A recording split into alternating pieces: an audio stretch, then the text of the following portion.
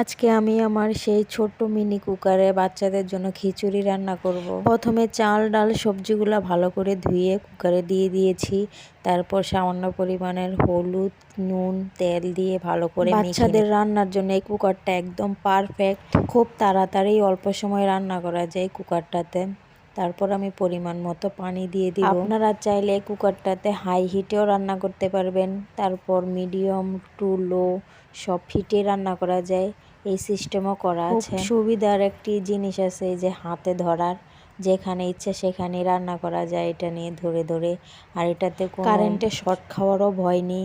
এটাতে আপনি যে কোনো ধরনের চামচ দিয়ে রান্না করতে পারবেন, কিন্তু ভালো হয় এরকম মেলামাইনের চামচ দিয়ে, তাহলে অনেক দিন ভালো থাকবে। কথা বলতে বলতে আমার খিচুড়ি প্রায় শেষই হয়েছে রান্না। এই যে চাল ডাল সব কিছু সিদ্ধ হয়ে গেছে।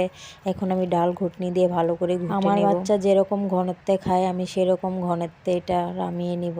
এই যে আমার রান্না ডান। এখন আমি ঠান্ডা করে খাওয়াবো।